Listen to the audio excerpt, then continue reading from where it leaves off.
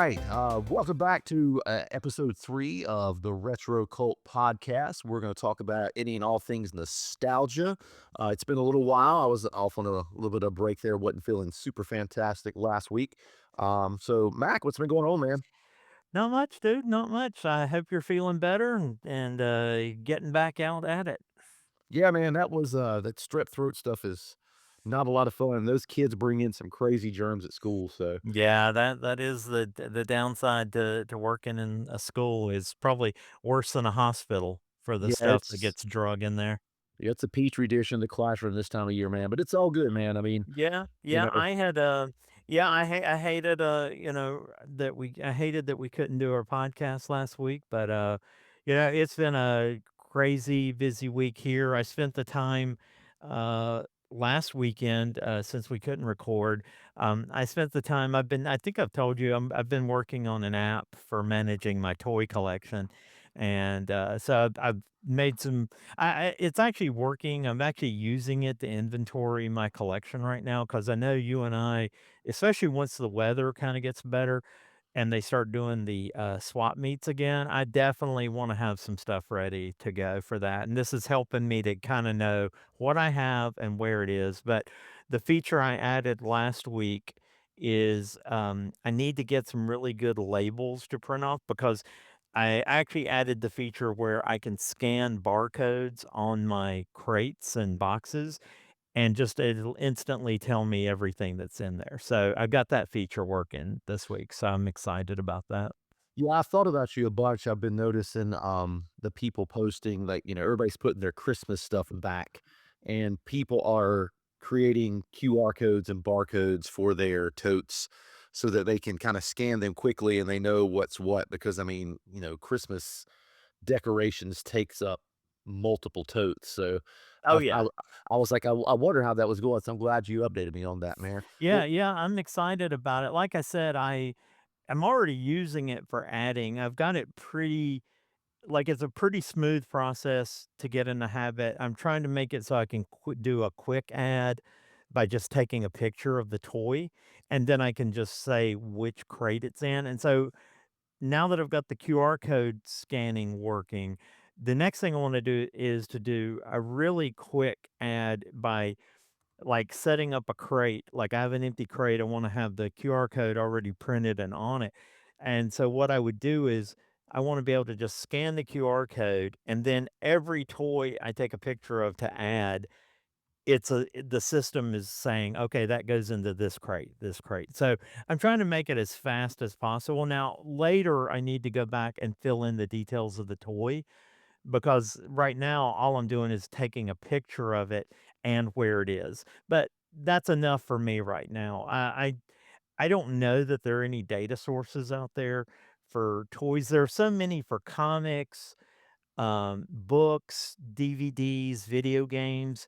I use some paid apps to manage my comic collection because it's so easy. Because I can literally just scan the front cover and it'll pull up every detail about that comic book. Yeah, awesome.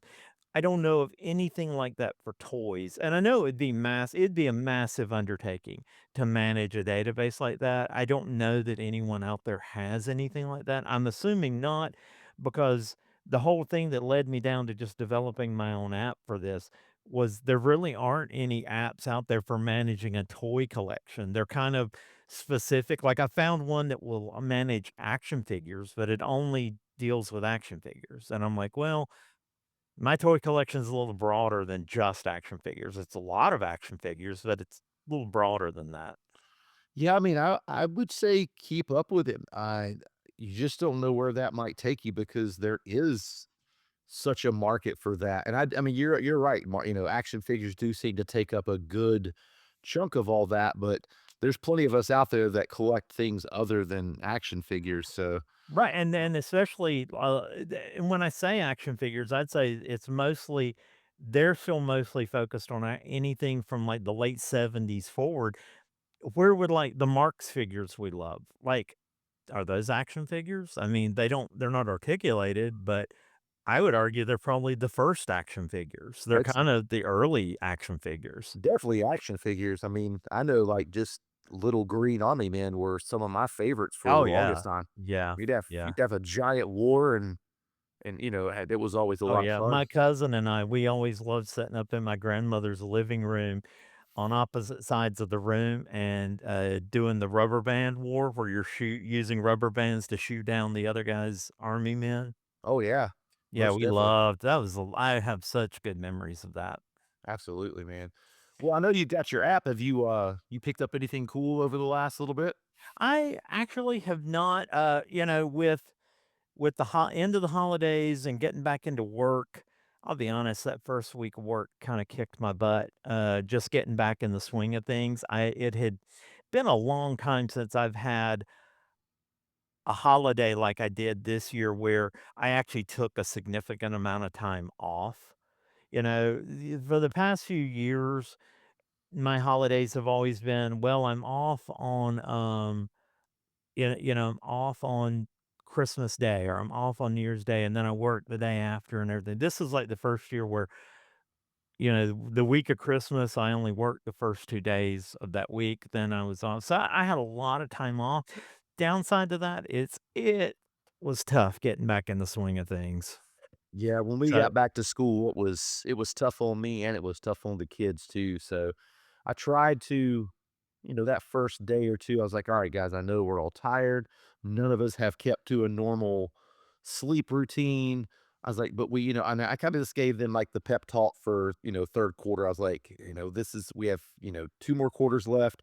And for me, this is the last quarter that I teach anything new. The way they have the pacing guide set up, we only, we review during 4th quarter in science, so, mhm. we gotta stay buckled down, and then, like, especially this quarter, there's always that threat of wintry weather, and you never know how long you'll be out and how that's gonna influence the quarter, so I don't wanna pretend like I've got all 10 weeks. I wanna make sure that we're just in there rolling and staying focused, but yeah, that getting back to work was rough, man. I've been Yeah. able to find a few things, you know Yeah, yeah, and then you were sick too, so that probably put a damper in it, but it sounds like you were able to get out this weekend and get back to it a little bit. I actually hope to. I was gonna mention, and I'll mention it on the podcast now, we haven't talked about this before, is, there's a mini con in Charlotte on January 31st, and I think I would be interested in going to that if you guys are up for that. It's just a Saturday, so I figure, and if there's any of our listeners that are in the area, yeah, it would come to Charlotte. Hopefully we might meet some listeners, who knows? But, but yeah, I think that might be my first real chance to get out and look around. I was even thinking of going to McKay's this past weekend. It just never happened. It just never happened. Yeah, and I like going there, and it's just a tough one. And I'd read a lot of reviews from people that were like really upset with McKay's, and I was like, man, I'm not understanding why they're so upset. And then I looked a little deeper. I looked at their video games today, and now I understand why people don't want to even bother going in there to buy things because their video game stuff, if that's what you're in there for, is a little much. Like, their used games are more than what you can get them for brand new online, and that's outrageous, so and Mhm. I know that's the hot collectible thing right now is vintage video games. I think they've got a Yeah. little too much into it. I gave, for Christmas this year, I gave my son, a Nintendo 64, and I will say we went to McKay's first looking for, N64 games, and for one thing, they just didn't have very many on the shelf, like, in the main shelves. Everything was in the glass case up front, and but even then, they just didn't have a good selection, and the ones that they had one game that I was kind of interested in maybe getting for him, and they were it was just too much. It might be reasonable. I don't know video game prices. It may have been reasonable, but I'm like, I am not paying $65 for a 30-year-old video game.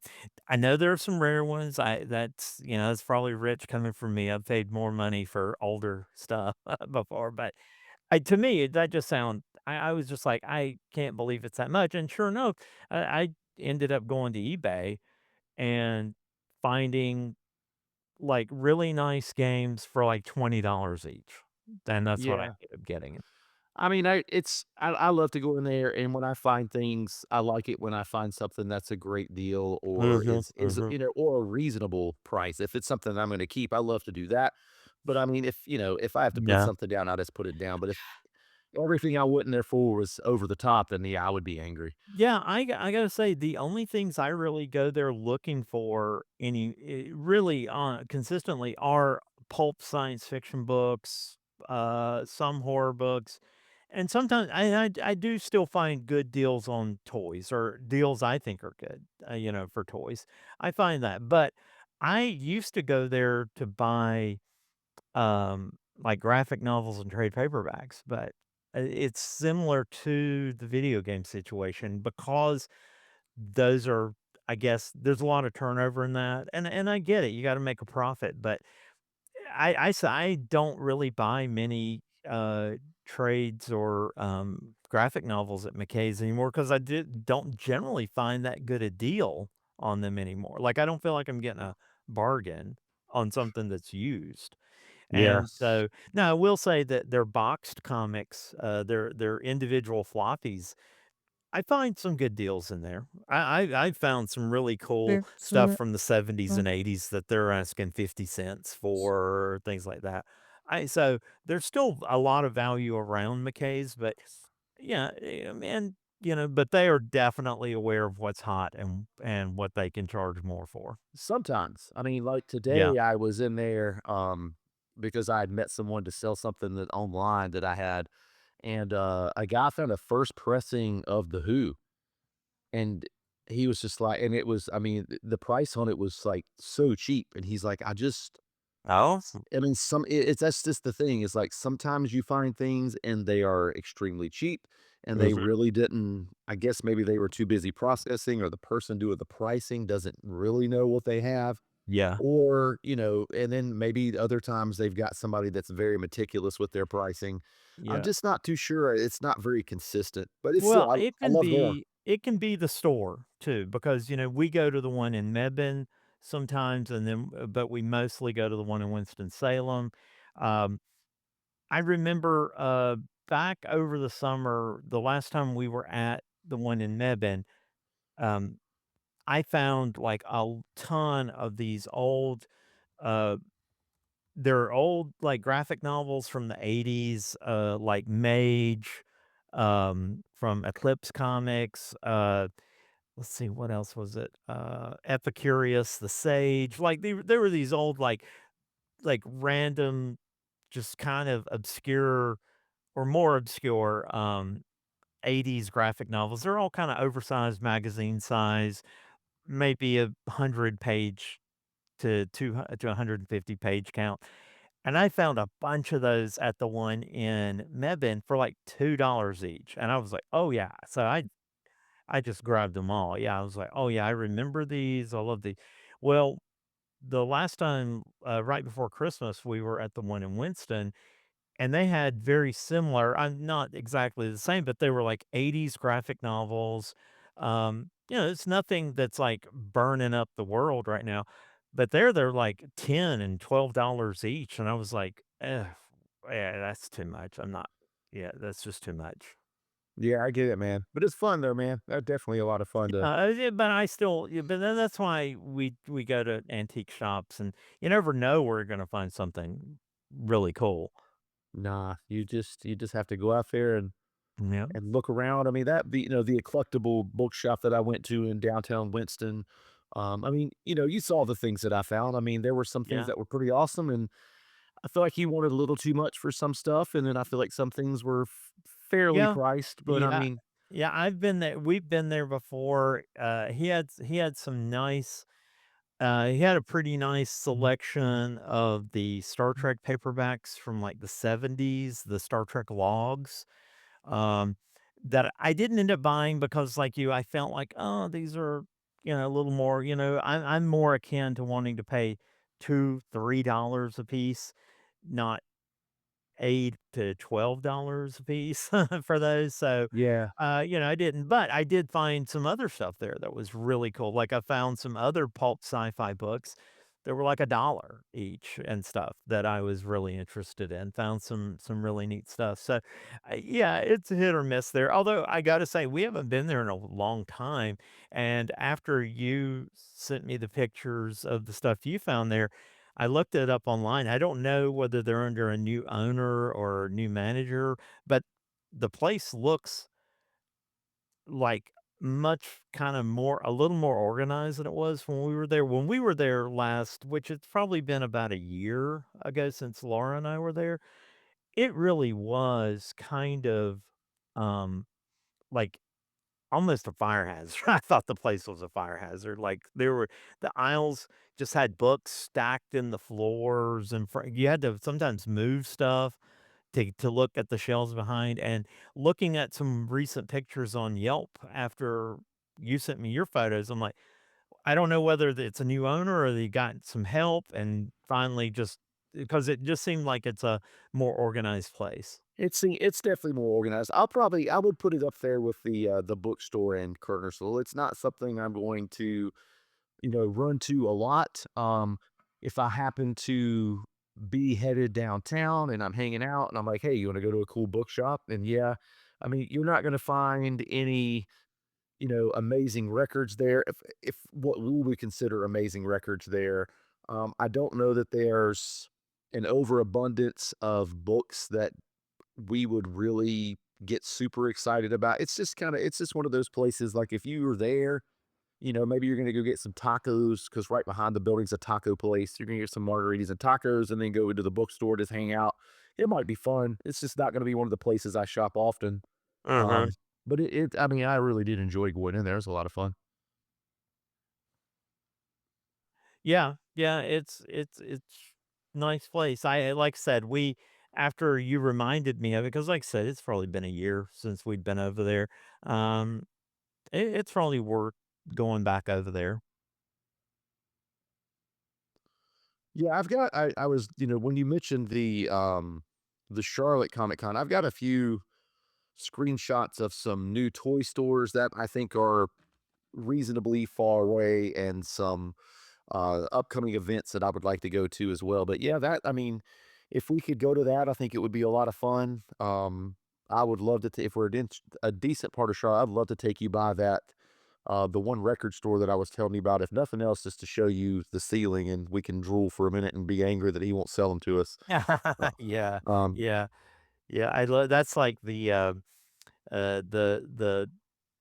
what's that place in, is it it's Ashboro, not yeah, Ashboro, there's an antique mall there, but it's all like, it's mostly nerd stuff. I think oh, it's, what I forget the name of it, but, um, in Ashboro, that antique mall, and behind the counter, uh, he has his personal collection, like, it's stuff that's not for sale, and of course, he has some really cool stuff back there. I hate it when you walk in and you see something, "Oh, that's like a grail or something I've been looking for," but, "Oh, no, not for sale." that's a bummer. But I mean, I guess for somebody like that, I mean, where do you really show off your Oh, no, I stuff? agree, I'd be the same way. I'd be the same way.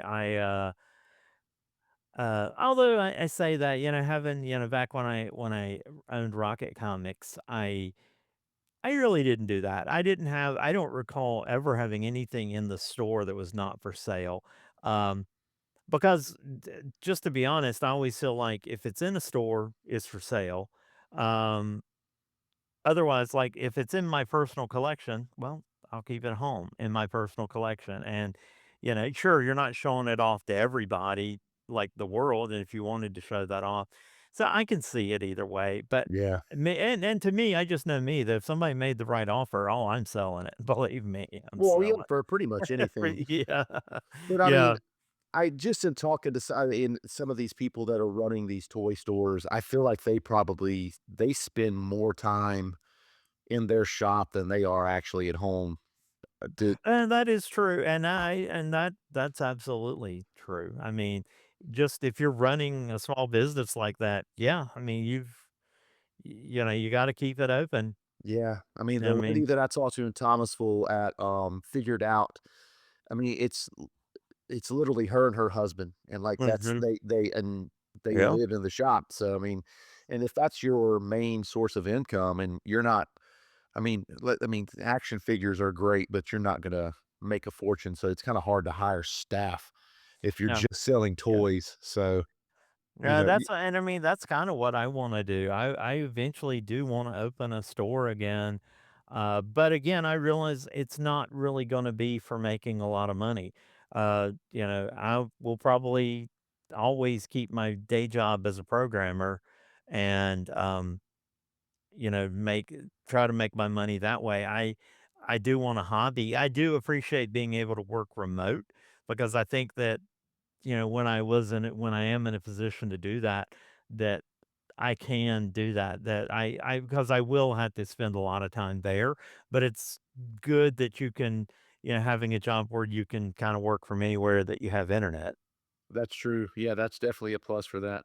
Yeah, Mhm. I've enjoyed talking to some folks about the ups and downs of owning a shop, you know, one of the guys I've been talking to recently, he's trying to open up a toy shop in King, which would be awesome for you because 'cause you're right there. Holy crap, yeah, that would Yeah, be um, I might have to go see if he's you know, if he needs anybody that'll work for trade. yeah, I so they're currently and I think this is the big thing is getting enough inventory and enough inventory Mhm. for the opening and enough inventory to stay open, and then you gotta keep buying things. You just gotta Yep. constantly be out there spending the money. Mhm. So and that's just a tough part of it, man. Yeah, I will say that that's how at least I this is probably more for comics than anything, is back in the day, like in the '90s, early '90s when I was running Rocket Comics, the we had a, you know, back issue inventory, and we did very well with it, and we did buy a lot of collections and comics and stuff like that, but your bread and butter back then was new comic books. Like, you that's really where you made a lot of your money. Most of your money was the new stuff coming out every week.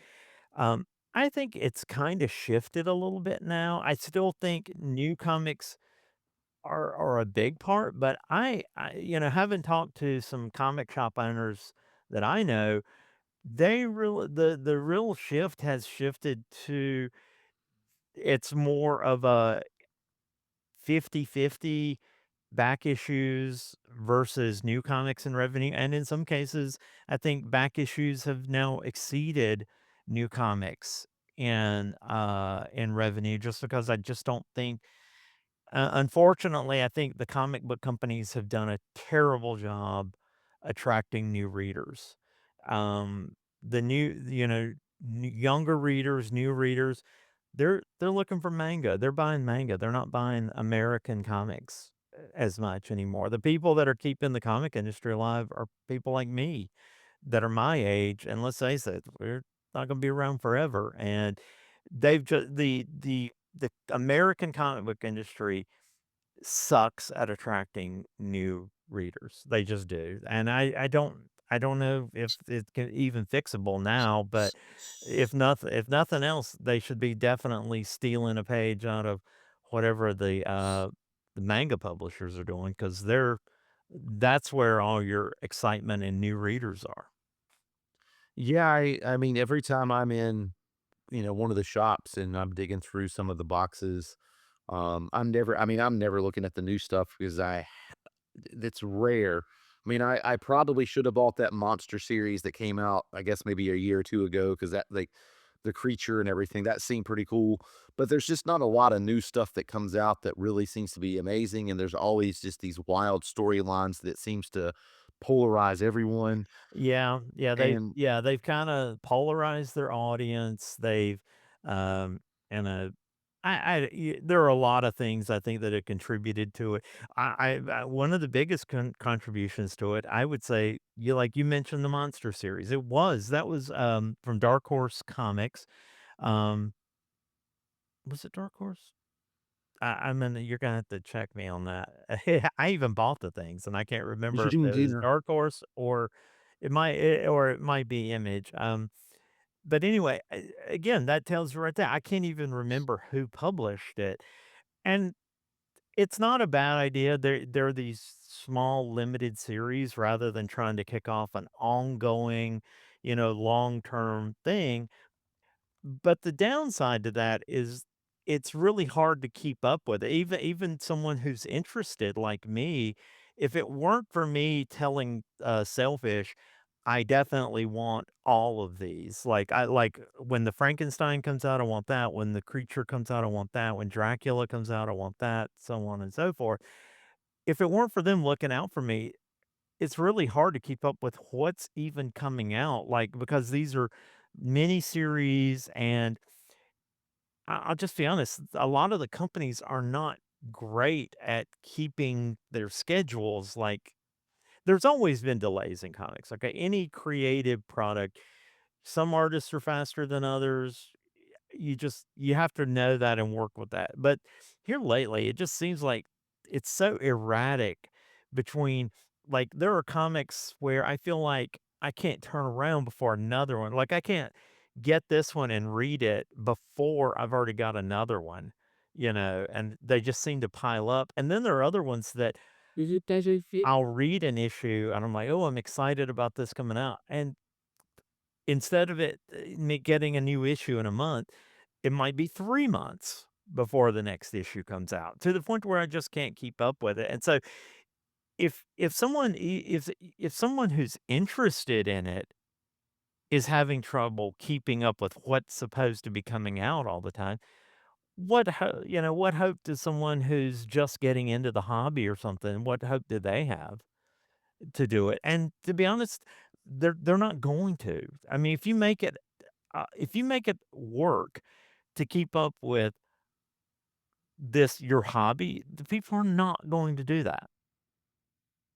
Yeah, yeah, I think another thing that's very different, and I mean, I don't wanna throw any names out there because I don't wanna offend anybody because that's just not my goal, and I don't know the stories behind any of it, but I am very used to going into a comic book store and having nerd conversations and recommendations and those types of things, and unfortunately, the last few times that I've made my way into some of the comic book shops near us, I it's almost like I am a nuisance, being in the store. It's like, "Oh, I've got inventory that I should be putting out, or I've got, a shipment that just came in that I should be checking in."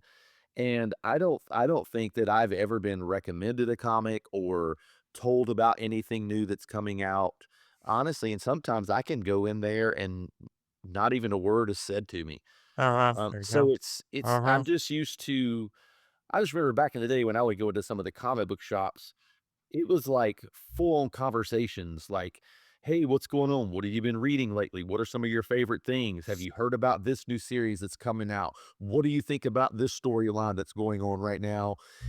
And there's, like, other people in there having those same nerdy conversations, and it's I mean, it is kinda like when the comic book shop that you would see on, like, Big Bang, where everybody's having conversations around a comic book bin and, like, friendly arguments about things, and it was just No, fun to go in and see that. no, I agree. Now I will say in defense of comic shops these days is that's been a common problem ever since the direct market um, started. Is that they're always the traditional image of a comic shop back then was was a dark, dingy building. Basically the comic book guy from The Simpsons. That was the image of the comic shop. And but yeah, it still happens plenty today. And I will say I don't waste my time in places like that a lot. I again, I'm not saying any names of any stores. I will say the name of the store that I love going to because they're always friendly. There's plenty of conversations. Is Sailfish in Greensboro, Oh, yeah, North Carolina, they're because great. they're great. Steven and Jay and Mike, and I know there are some other employees that I have forgotten their name. I apologize for that, but like, the last time I was in there, Laura almost had to drag me out because Jay and I were talking Star Trek, No, I love it, and man. but, I went to, just one of the reasons I ended up moving my subscription to Sailfish in Greensboro is because at the time I was at a different comic book store, Yo. and the staff there had always been great, very friendly. They had had some staff changes, like the old manager of that store, left and went on to another opportunity, and so they got in, so there were new people coming in, that's fine, so we would go in there, and I just noticed over time that it's kind of the situation you described where less and less because you're a subscriber, so you're dealing with these people regularly, they never remembered my name, never Yeah. remembered my name. And not even my first name, they just never remembered my last name that you have a pull list. Most of the time, I'd have to go up and remind them that I have, "Hey, I'm here to I pick up did my pull what list. Who are you again?" you know, Mack, Basically. And the I thing that was the final straw was uh, we went in there, my son was up here with his girlfriend visiting, and we had gone to there's a gaming store in Winston that's really cool. We'd gone there, and they were looking for something particular with Pokemon, and so we ended up over at this store, in Winston, and, we go in there, um, no one says a word. There's, like, 2 people there, the 2 employees are having a conversation, never acknowledged that we were ever even in the store. It reminded and then while we were there, I remember, "Hey, I'm looking for something that, I don't have it on my pull list, but I've heard it's good, so I'm just gonna pick it up while I'm here." So, I go over to the 2 employees having a conversation, and I ask for this book, and yeah, you could just tell they were so annoyed that I spoke to them. And the guy just went, "If we have it, it'd be over there." And he literally just pointed at the new comic rack, not even a particular area of the just over there.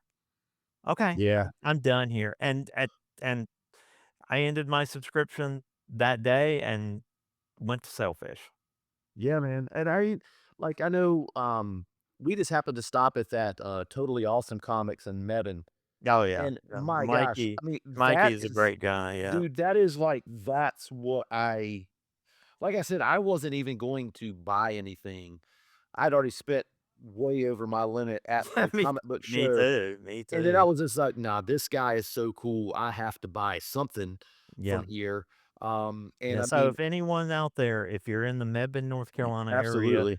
look up Totally Awesome Comics. The owner's name is Mikey. Great guy. Definitely look him up and go by and go by there. And not just comics. If you're a Pokemon card collector, I know they have tournaments there. Yeah. They have lots of Pokemon cards.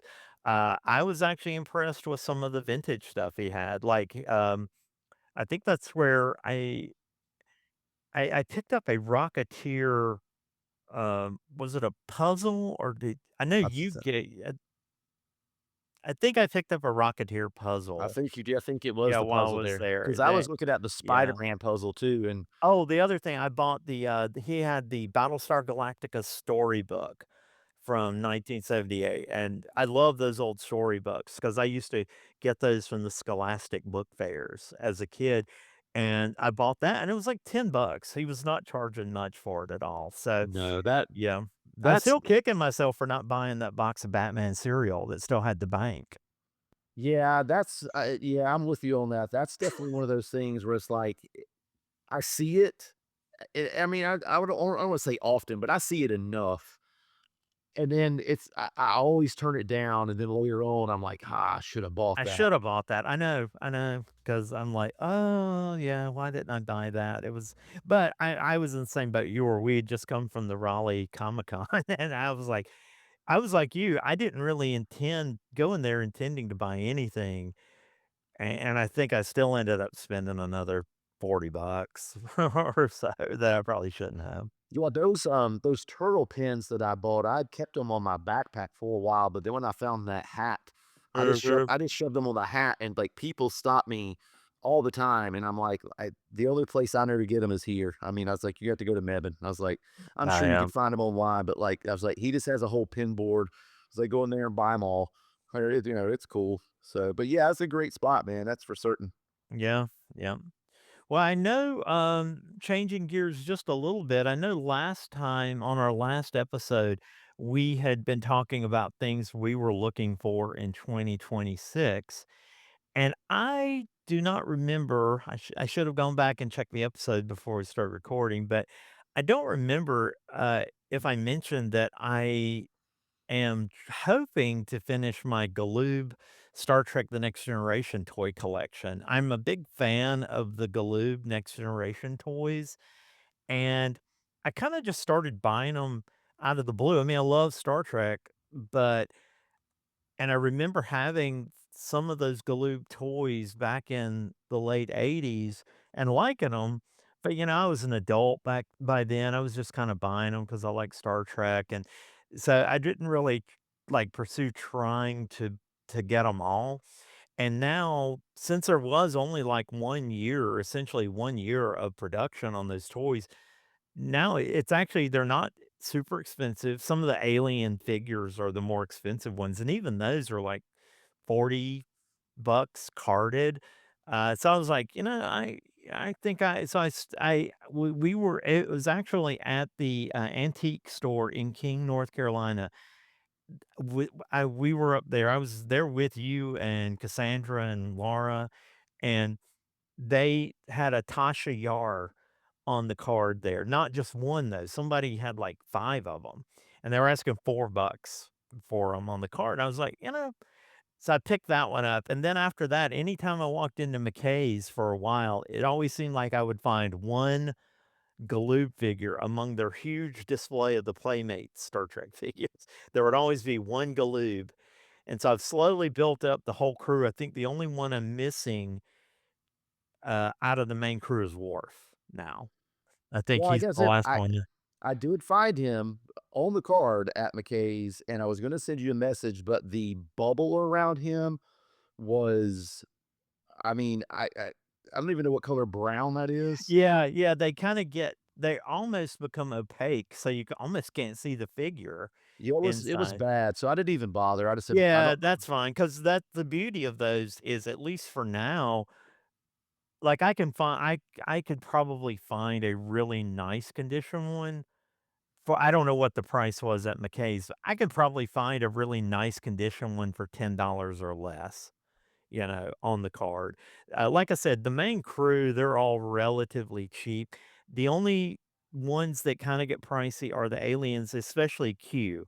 The Q on the card, I think he's and I even on and not that I wanna buy it off of eBay, I'd rather find it in the wild, but even Q on the card, I think, is maybe $60 at most. So I'm hoping to find it at a show or a flea market or something sometime.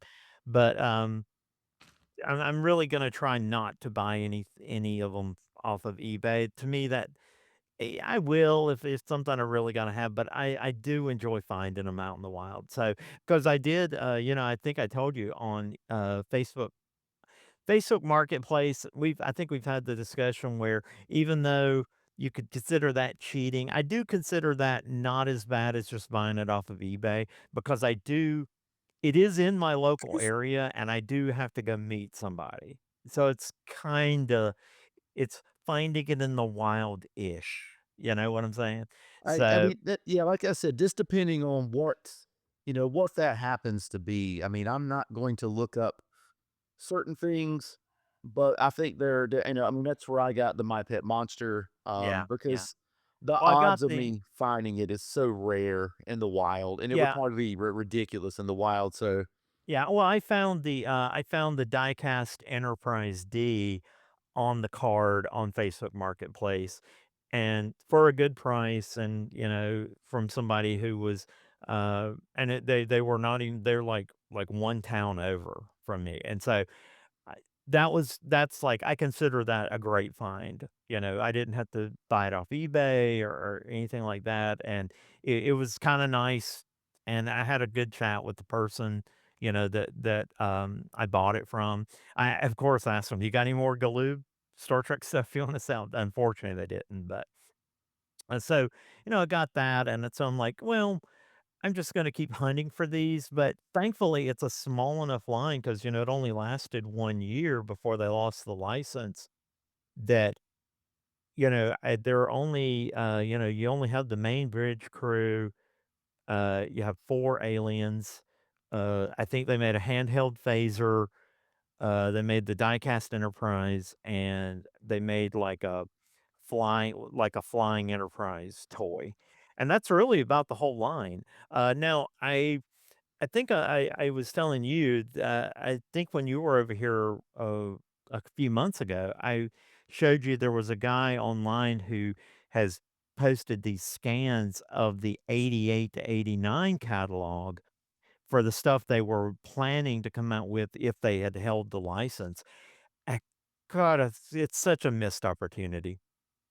'Cause they had some cool stuff in the planning, like, they were gonna do a shuttlecraft, they were gonna do a Ferengi shuttlecraft, um, they were gonna the coolest things were the playsets. They were gonna do a plastic bridge playset, but rather than it just being the bridge alone, the base of the playset is the body of the Enterprise, like the secondary hull of the Enterprise, so it's almost when you've got the lid on it with the figures inside, it's like a little model of the Enterprise.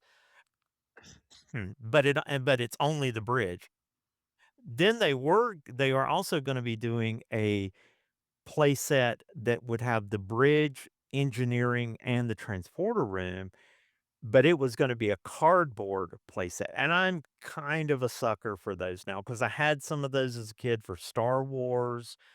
And so I'm kind of a sucker for those now. I would have loved for them to have made that and be able to find one of those today, but unfortunately, none of that got made. The other thing, they were gonna do a die-cast Ferengi battleship to go with the die-cast Enterprise. That would have been nice to have. That one actually did get to the prototype stage. I was reading an article about it that there are examples of those out in the wild, but of course they're prototypes and they're now that would be expensive. You're not gonna find that in the wild somewhere. Somebody who worked at Galoob probably took it home and gave it to their kid. well, yeah, I mean, well, there's that, and then, like, if somebody did take it home and give it to their kid, and then they just randomly threw that into a box for a yard sale or a Goodwill, like, they could be out there, but, yeah, the Be chances of out finding there. it pretty rare. Yeah, yeah, Something to exactly. look for, though. I mean, that would be an awesome find. I think that Enterprise playset, I mean, just thinking about that, that could have been one of the greatest, like, playsets of all time. Oh, I mean, yeah. and I know that's saying a lot when you have, like, these huge things out there like, Grayskull and, the Turtles sewer and I mean, and all of those are awesome in their own right, but I mean, Well, to have the whole like, the bridge, and it's not just like they've always done where it's just the bridge, but to have it, like, where you can be in different parts of the ship and the rest of the playset is the ship, that's awesome.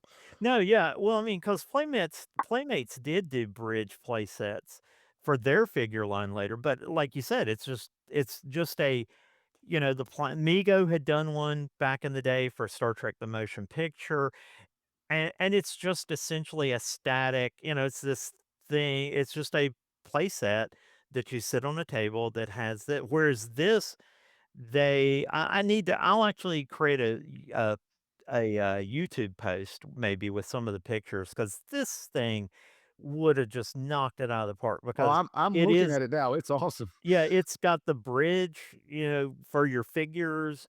You could actually put a it had a top, so you could put the top of it, on it, but it's just this whole body with that is the Enterprise, so that even when you're not playing with it, just sitting on your like, I could see that sitting on, like, my play table if I had been a kid then, that you okay, this is cool because you just put the lid on it when you're not playing, and look, you've got the Starship Enterprise just sitting here, and no one else, to my knowledge, because 'cause I'm familiar with the Playmates bridge play sets that they did later and some of the other play sets, and they never did anything like that, and I'm like, Galoob, I think is underappreciated for s I underappreciated them back in the day because I will admit, if you look at the figures themselves, the detail's not always great on the figures, but then when you think about it, for 3 3/4 inch figures, that they weren't. I mean, they weren't super detailed, it's not like today,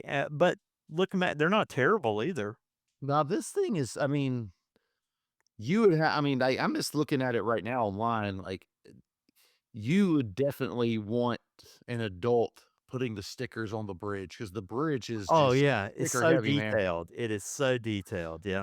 I really like that. That you're right, man. That's a shame. And you know me, I mean, I like Star Trek. I like the original series the best. And I watched, the Oh, I'm definitely an original series guy because that's what I grew up with, although I do love Next Generation, and, I that's the other thing. I think, in this catalog, Galoob, if they had held on to the license, I think they would've like Playmates did, they would've Oh. eventually started doing original series, stuff from the motion pictures, because in this catalog, uh, they did have a Mr. Spock bust that they had planned on doing too, but then they lost the entire Star Trek license, and so none of that came to be. So I think if they had held on to it for another I think if they had held on to it for that year for ano I think if they had made it into year 2,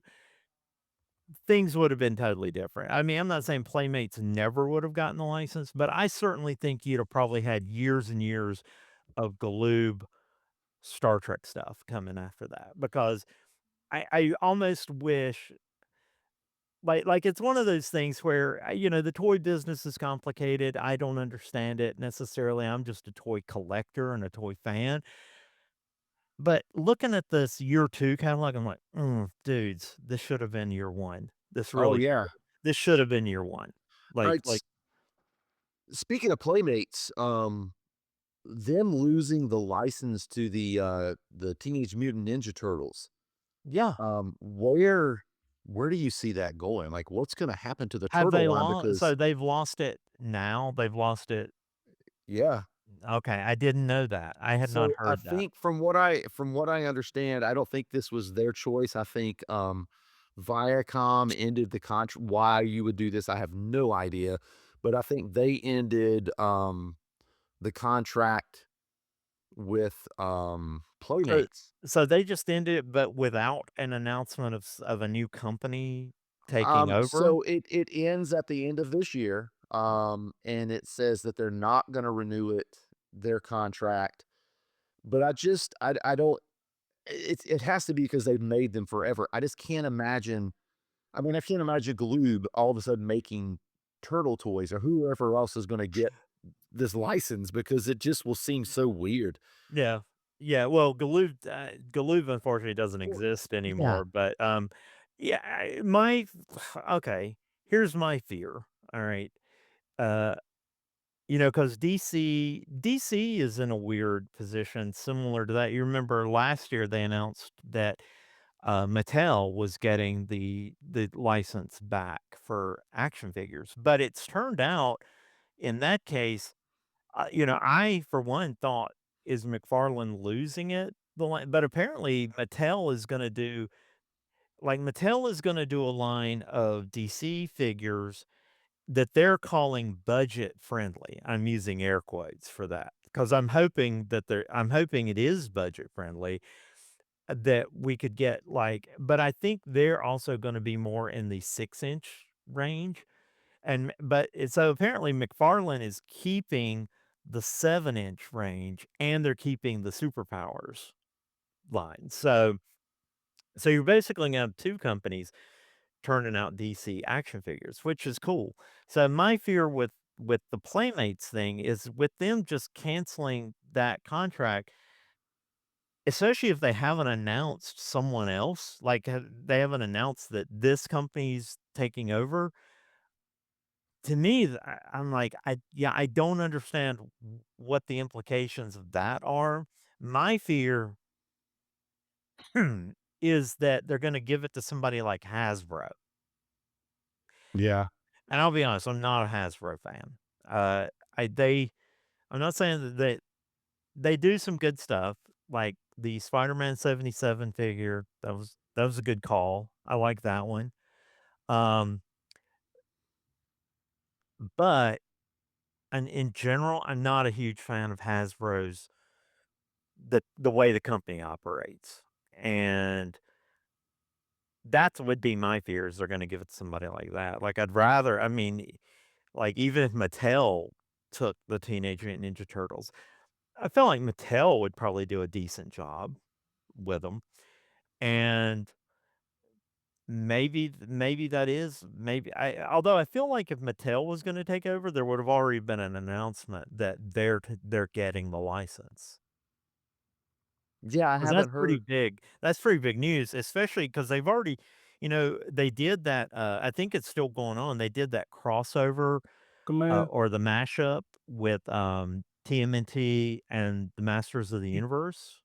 I still see those at Target.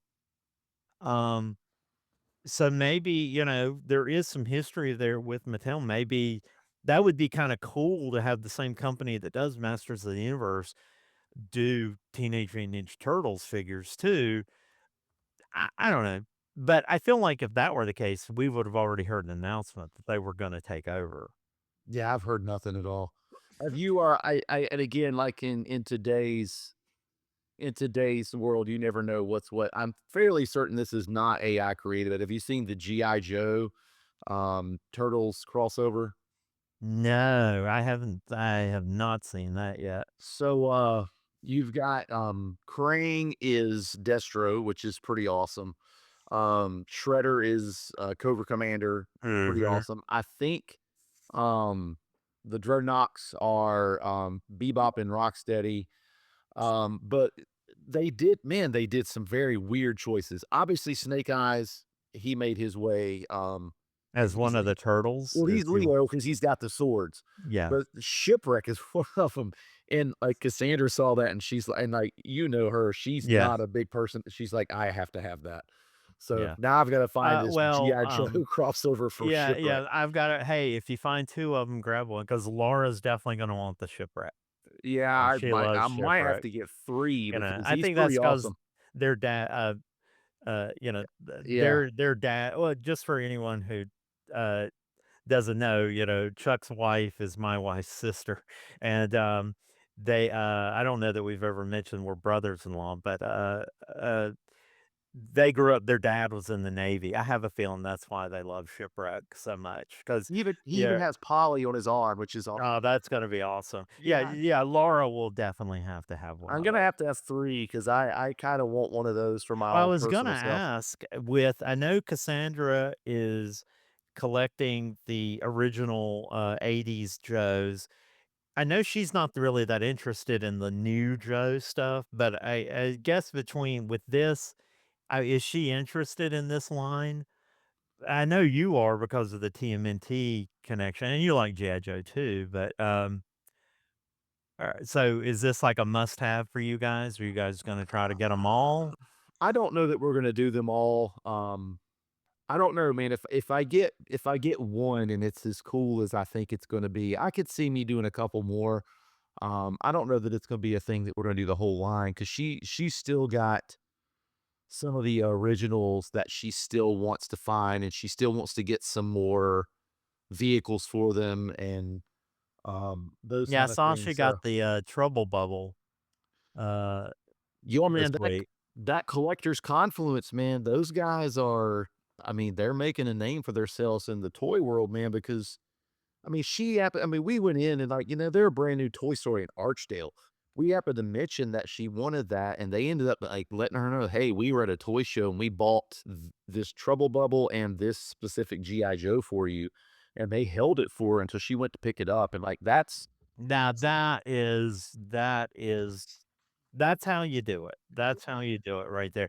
And yeah, I still haven't been there, and so that's definitely on my list, uh, to get down there 'cause, you said it was great. I've watched Todd Venture's Yeah, video man. about it, and, um, so I definitely have to get down there. I just need to besides just getting back in the swing of work things, I'm just trying to let the funds recuperate after the Right. holidays because I fully understand that. that's always tough. That's why, but yeah, that is awesome. See, now that is one of those things you gotta just shout it from the rooftops. Hey, this is a great place. Go here. Yeah. These are good people. They look out for people uh, they look out for collectors or people that are interested in this stuff, and that's what's gonna keep you coming back. I definitely need to head down there. Hey, maybe they might be the people to talk to for finding some of the Galoob stuff on the card. Because, like I They said, might have I some, I'm I not sure. find well, that's the thing, I find the crew pretty regularly. The aliens, I never see those at other than maybe at a toy show, I'll find them.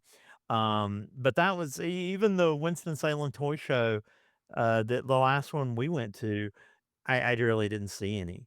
Like, it's just they're just not that's the weird there are these toys that fall into categories where it's not it's not necessarily rare or expensive, but you just never see them. Like, nobody's ever seems to have them at a show. There are other things like that, comics. There are certain comic runs that I like to collect, from the '80s and the late Opens. '70s that, when I do find them, 'em, they're like a buck or 2 a piece. It's not like they're super expensive.